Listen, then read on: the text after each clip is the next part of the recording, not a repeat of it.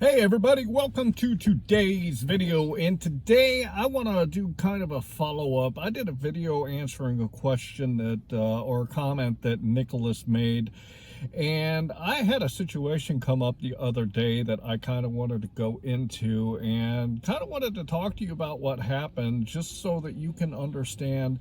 Again, I look at food delivery as it is my business. I am not an employee to these apps. I am a subcontractor, kind of like when people get houses built. They have a general contractor that comes in and gives them, this is what your house is going to look like, and this is everything that's going to be part of it, and here is your overall cost. And then they're going to hire subcontractors to come in and do the work.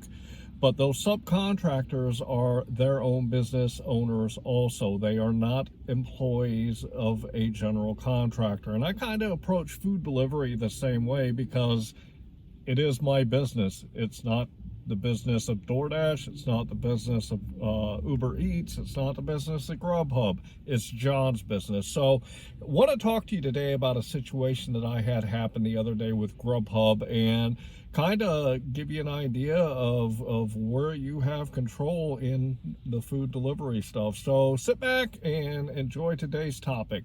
I'd also like to ask you to subscribe to my channel. If you like this video and my other videos, hit that subscribe button. Also, slam that like button so that I can get my content in front of more people. And finally, if you know anyone at all that can use the information, the guidance, and the education that I provide, please share it with them.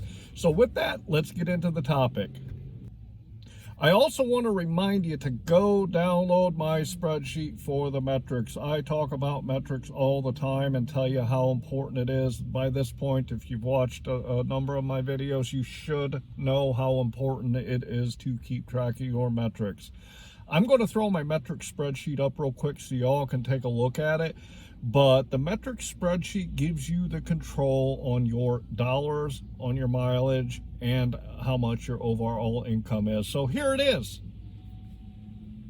So if you look at the metrics spreadsheet, I put my start time and my end time for every shift that I go out. I also put my mileage. If you look to the right, then you can see that I always put the apps, the amount of money that I've made, the time that I've worked on each app, and the number of deliveries I've made for each app.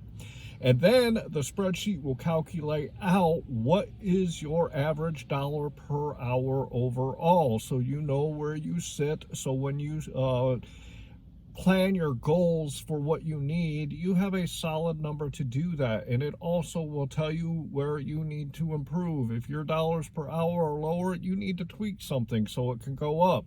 Next, it also tells you the average dollars per mile. I like to see anywhere from $1.50 and above, and typically I sit anywhere between $1.80 and $1.90 in my marketplace, so this is very important. Finally, it tells me what my average per delivery is. And this is very, very important, because this helps get you to the higher dollars per hour, because there are a limit on the number of deliveries that you can take. So if you want to know what the information is that you are doing for yourself, feel free to just click on the download. It's down here in the description, and go download it for yourself. A lot of people already have. I was working a shift a couple of days ago, and I had a situation happen. It was right before the lunch rush, so there were not a whole lot of orders coming in. I was on all three apps. I was on DoorDash, Uber Eats, and GrubHub. And I kind of had just started working my shift, and GrubHub sends me a request. It was an $8 request going 5 miles. I was picking up a pizza from Elmo's Pizza, which is at a gas station, and then it was delivering from there.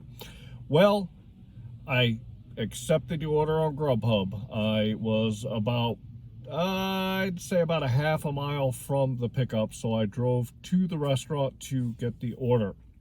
When I arrived at the restaurant, the person behind the counter said, "Oh, we just got it." He had the piece of paper, and he said, "We haven't started it yet. It's going to be about 20 minutes. Obviously, I'm not going to sit and wait for 20 minutes for an order to be ready. So what I did was I walked back out to my truck, got on support with GrubHub, and texted them, said, hey, this order is only $8. I'm not sitting here waiting for 20 minutes for it to finish. When the rep finally got on the chat with me, the rep said, well, we can unassign it from you if you would like. However, that means that it's going to go against your acceptance rating. What do you do in this situation? I like to keep my acceptance rating as high as possible, and on GrubHub, acceptance rating is very similar to what DoorDash calls completion rate. Completion rate is very important. On DoorDash specifically, I know that you have to keep your completion rate at 80% or above, or you could face deactivation. I don't know what the number is on Uber Eats, and I also don't know what the number is on GrubHub. However, what I can tell you is that I only knock off my completion rating when I absolutely have to, because I want to keep that number as high as possible, because I don't want to ever get into a situation where I could get deactivated. So as I was saying, the GrubHub person on the chat told me, well, if we unassign it, it's going to go against your acceptance rating. And I said, well, no, I am not going to give up this order. What I ended up telling this rep, this support person on GrubHub was this. I said, I will take the order. I will be back to the restaurant and pick up the order in time for me to deliver on time to the customer. I will be back when it is ready, which is 20 minutes, if you remember what I said. And I told the rep from GrubHub, I said, I'm not sitting here waiting though. I'm going to go take an order for another app while I'm waiting on this order to complete. So I got on DoorDash and Uber Eats, and Uber Eats sent me a request. It was about, I think, $6.50, and it was going literally a total of 1.5 miles from where I was. It was the Starbucks, and I was about 0.5 mile from the Starbucks, and then the delivery was a mile. So I left the restaurant that I was waiting on the order for GrubHub. I went and picked up the order and delivered it for Uber Eats. And right as I got back to the restaurant for GrubHub, the guy said, here's your order, just pulled it out of the oven. So what is your takeaway from this?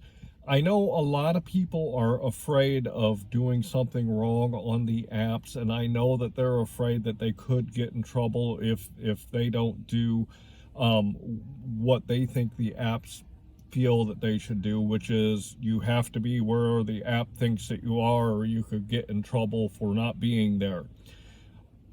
This completely dispels that. Again, I am going to go back to the point that I always say, is that you are a business owner. It is your business, not DoorDash, Uber Eats, or GrubHub's business. You make business decisions based on what you need when you are out here, and your only contract with the companies when you accept a request is to pick up the orders when they are ready, to deliver them to the customers without being tampered with, and to drop them off to the customers in the time that the apps expects that they should be dropped off. So my point to you is, yes, you are working on an app. However, you are the one that owns the business. You are the one that makes the decisions for your own business when you're out here doing food delivery. If something doesn't fit what you feel that your business should be doing, then you make a decision and you decide what's best for your business. If you go to a restaurant and they tell you it's going to be 20 minutes to wait to pick up that order, are you going to just sit out in the parking lot for 20 minutes of time and wait for them to complete that order? Are you going to give it back to the platform and just have it go against your completion rate? Or are you going to make a business decision and say, okay, I know that I have this much time before the order is going to be ready. I can go out there while I'm waiting on this to make some more money doing another delivery. It is completely up to you. You do what you're comfortable with. But I always push these apps to the max so I can maximize my income when I go out there. So Nicholas, this is one example of what I was talking about when you responded to me in the comment that I made the other video on. But you are in control. It is your business. So again, do what you are most comfortable doing, but understand that you can make more profit at the end of the day for making the best decisions for you and your business, which in turn will help you take care of you and your family. So with that, I want to let you know that I'm working on and putting together some content that is going to be based around some semi-passive income. And this is things that you can do without having to trade your time for dollars. And that'll be coming up here probably in the next month to 2 months. And I'm going to start putting out videos to help you guys start working on some semi-passive income.